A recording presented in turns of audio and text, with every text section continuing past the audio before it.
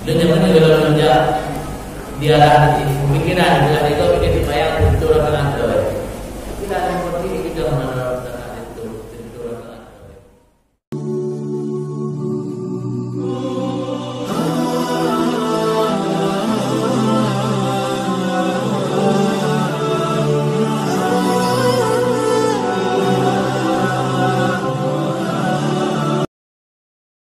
Yang di kalangan para habaib dan di Yaman yang diduga wirid menjelang berbuka dan tambahan wirid sebelum sembahyang tarawih dan juga wirid yang dibaca menjelang sahur.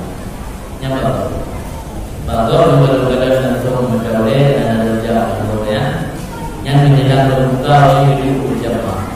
Ia nama wirid yang mau. Ia adalah tradisi yang mungkin bagainya sehari kita. Dan yang mana kalau menunjuk diarah pemikiran bila itu kita supaya betul dengan doa. Kita seperti kita menerapkan itu betul dengan doa. Pada yang muda yang 20 rakaat dan yang tidak 20 rakaat. Allah betul dengan doa. Pribadi makna itu. Kan pada momen ini buku betul rakaat. Terawih hanya 3 ruku. Itu menjadinya mulai terawih berguru. Masjid lain naik tidak.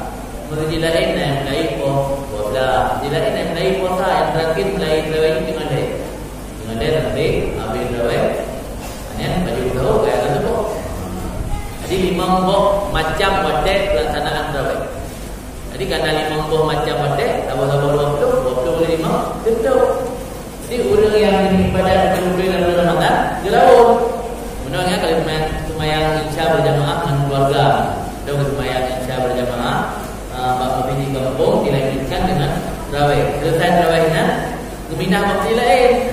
Lain itu dari Indo jauh daripada dia harus main insya dia betul, kampung tarawih. Nah ini waktu, abahnya kerja dari belum dibuat.